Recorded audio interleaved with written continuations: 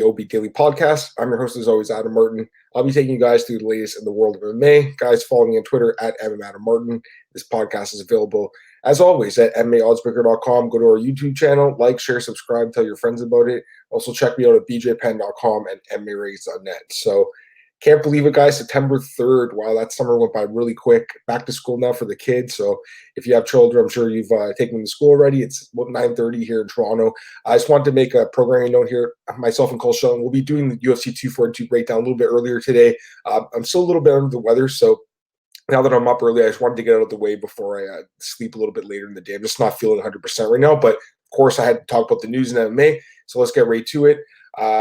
Start with the main thing I wanted to mention today. Alexander Gustafsson's back in the news. And when I saw this, I wasn't surprised because retirements in MMA don't last very long typically. And this one's another short one, apparently.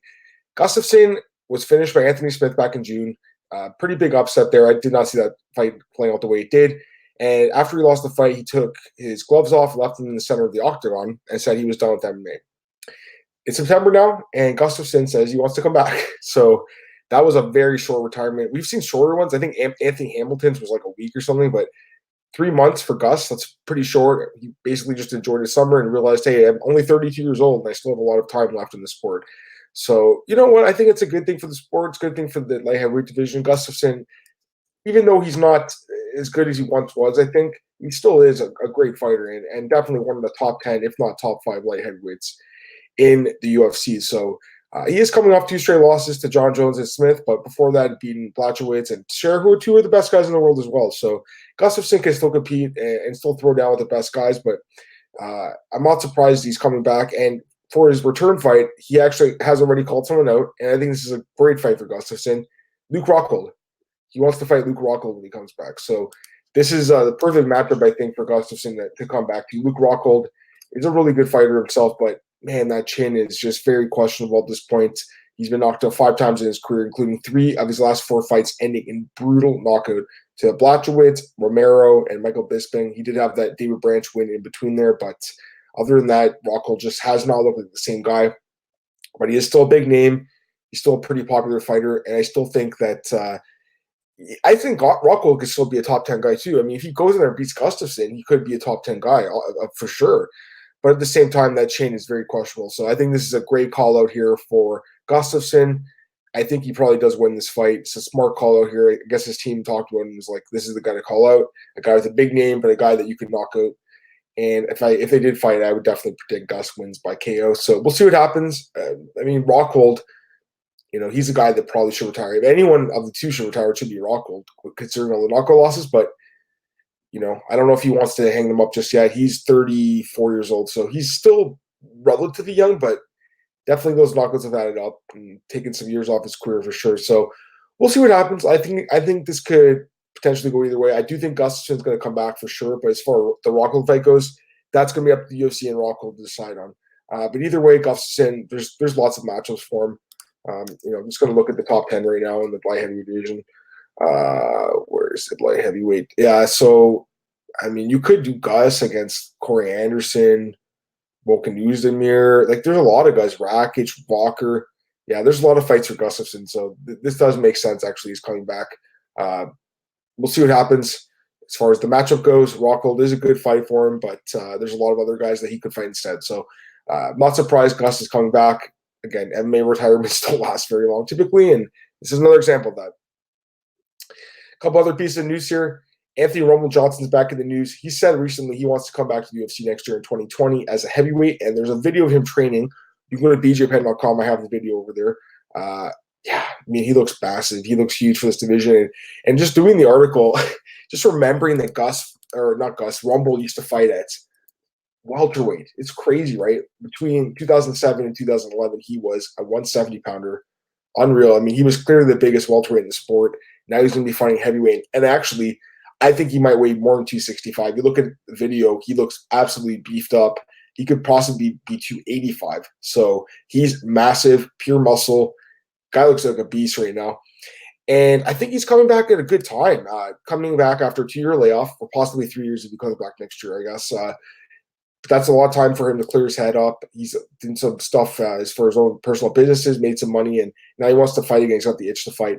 He did lose to Cormier in his last fight. Before that, knocked out Teixeira, Ryan Bader, and Jimmy Manuel in 3 straight fights. So I think Rumble's still clearly one of the top knockout artists in the sport if he does come back. The guy has 60 knockout wins in his career, no submission wins, 60 knockouts, been submitted 5 times. So we all know how you beat Rumble. You tire him out, take him down, submit him, or with Kevin Burns, the eye injury. But yeah, you know what? I think this is actually really good for the heavyweight division. And when he comes back, he's called out either JDS or Overeem, 2 guys in the top 10. JDS is actually ranked number 3, and Overeem's number 7. Both those fights make sense for Johnson. He definitely deserves a top 10 guy. No doubt about it. I mean, you have guys like Blagojevic and Shamil Abdurrahimov in the top 10. So Johnson could compete with those guys. He can beat them. And I think he can beat guys like Derek Lewis and Volkov too. So this is a great thing for the UFC heavyweight division. I'm actually excited to see Rumble back in the sport. I personally am a fan of Rumble. You know, the stuff outside the octagon obviously is not good, but is inside the octagon as a fighter, I'm a fan of this guy. He's one of the most exciting guys to watch as far as punching power goes, and I am excited to see him come back to the sport. Next up, Darren Till. Speaking of guys putting on muscle, there's pictures of Till and also a video I saw today of him putting on a lot of weight for his middleweight debut at 244. I mean, maybe it's not him putting on weight, but just not cutting all the weight. He looks big too, and his biceps look absolutely massive. And I think middleweight, as we all know, this is the right weight class for Darren Till. He's 26 years old. He really just couldn't make the 170-pound limit anymore. I never want to see him at 170 again. You saw what happened in the last 2 fights, just really drained himself. And the Masvidal fight where he got knocked out, that was a wake-up call to Darren Till and to his team that, hey, you know what? Cutting all this weight is really compromising his chin. And I think that was a great move from him to go up. And the Kelvin Gastelum fight, a lot of people have criticized this matchup, saying it's too hard for a debut. And you know what? Gastelum's amazing. Again, anyone who knows me knows I've been picking and betting on Gastelum for years. I think the guy's so underrated and so great.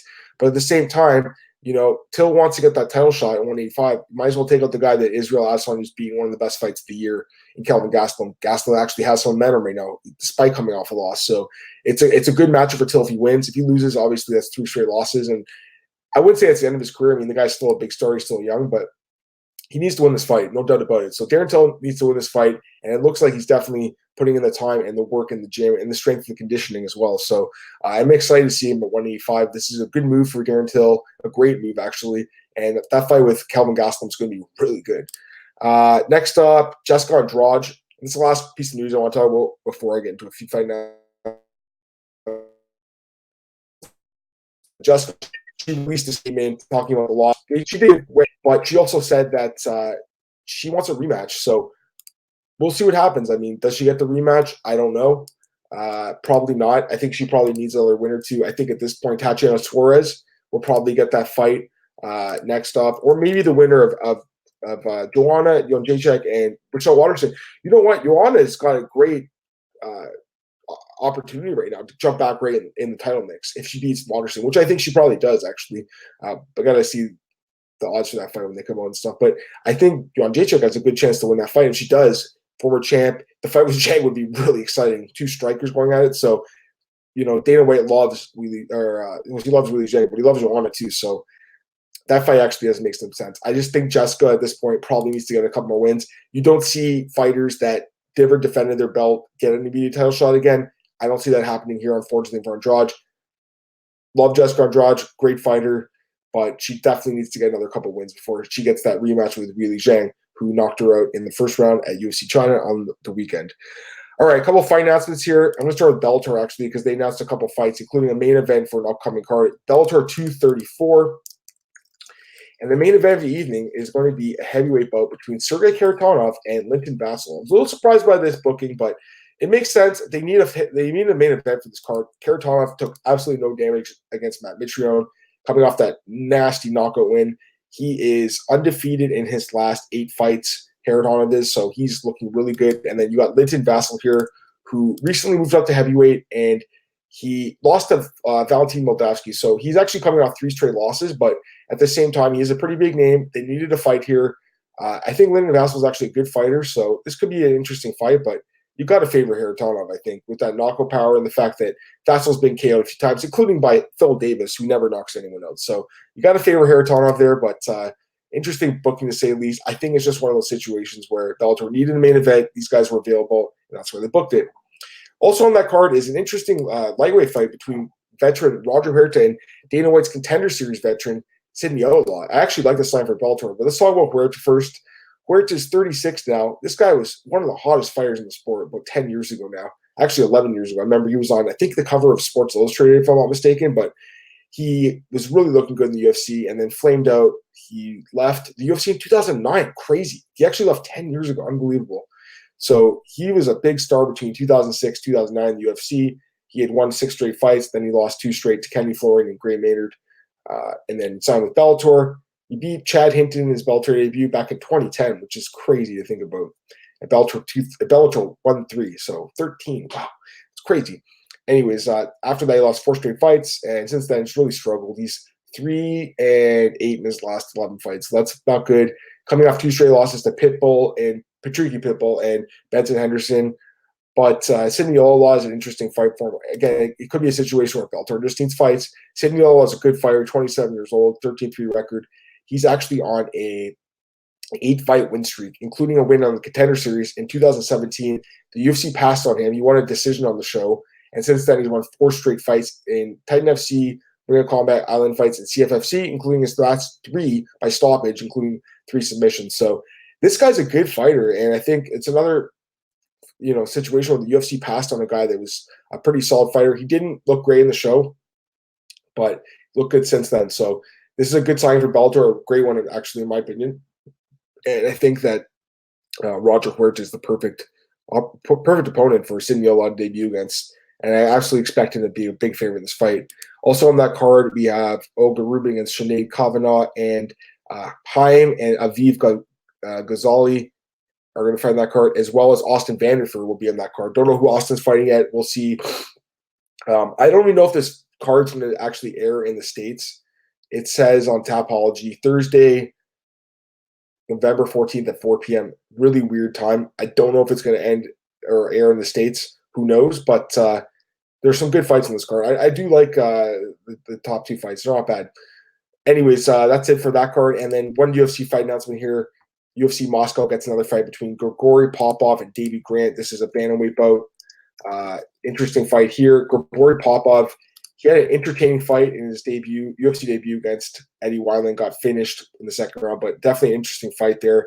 Entertaining fight, I should say. He actually won 9 straight fights before that, so he was on a nice roll. He is 35 years old, so an older guy. And the UFC gave him a tough match in his debut against Wineland. Now he takes on Davey Grant, 33 years old. Davey Grant has really struggled. He's 1-3 in the UFC. He made his UFC debut back in 2013. He's only fought 4 times since then. He lost to Chris Holdsworth in the finals of the Ultimate Fighter. That was the Ronda Rousey Miesha Tate season, not that long ago. He did beat Marlon Vera in his second fight in the UFC. I remember that fight pretty well. Basically took him down and held him on the ground. Looked really good at the wrestling there. That was actually on the Silva Bisping card. So again, a long time ago. Then he lost to Damian Stasiak by submission. Took 2 years off. Came back last summer, lost to Manny Bermudez, and now he takes on Grigory Popov. This fight can go either way. It's in Russia, so you have to favor Popov a little bit, but Davey Grant definitely has a chance to win as well. So interesting fight. That card, that's double check that. I think that's the Overeem Volkov card. Is that what it is? Let me check here. UFC Moscow, November 2019. Let me check that out. I believe UFC on ESPN. Yeah, that's we don't have a main event for that card actually. Just looking at on the Wikipedia. My apologies. I think they wanted to do Overeem Volkov. I don't know what's going to happen there. Anyways, right now we have Klidson and Breeze, Shamil Gamzatov, Herman versus Antigulov, Magomedov versus Sawada, and then Popov versus Grant. So fights are slowly lining up for that card. And I talked about this recently. I feel like the UFC is going to announce as many fights as they can for the last couple cards of the year.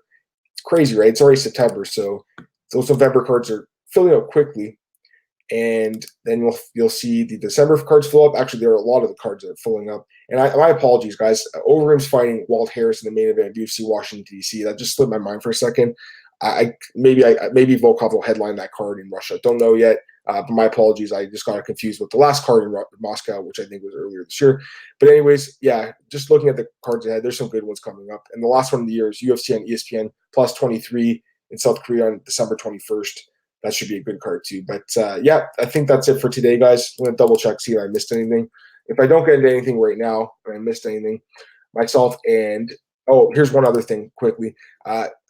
Brad Riddle. He's an young Australian fighter. He will be fighting. He'll be fighting at UFC 243. No opponent yet, but he's a teammate of Kai Kara France and Israel Adesanya. So that should be interesting. And actually, he's from. I think he's actually in New Zealand. So let me double check that. Brad Riddle. I don't want to get these guys confused from New Zealand and from Australia. He is actually, he's New Zealand. So I got to say that correction there to Australian, but New Zealand. He's 6-1 in his career. He has a knockout win over Kenan Song from 2 years ago. Kenan Song's was pretty good in the UFC. So looks like a good signing. UFC 243 is filling up quickly. And anything else? I think that's it. Oh, there was Tito Ortiz and Alberto Del Rio, Dos Caros Jr. from Pride. They had a little bit of a headbutting in the cage the other day, so we'll see what happens there. They're supposed to fight in Comanches in America. I mean, I don't know why that fight's happening, but it is what it is. Anyways, guys, I think that's it for today. Like I said, myself and Cole Shelton will be back at 10 a.m., so 10 minutes from now, we'll jump back on quickly to talk about UFC 242. I'm excited to talk about that card with Cole, and we'll get to anything else that we missed. So once again, guys, I appreciate you tuning in today to the podcast. Check me out at MMAOB. This podcast is always available at MMAOddsbreaker.com and our YouTube channel. Check me out at bjpenn.com and MMARings.net. Guys, once again, thanks for tuning in. I'll be back in 10 minutes with Cole Shelton breaking down UFC 242. Can't wait to talk about that card. Talk to you soon. Have a good one.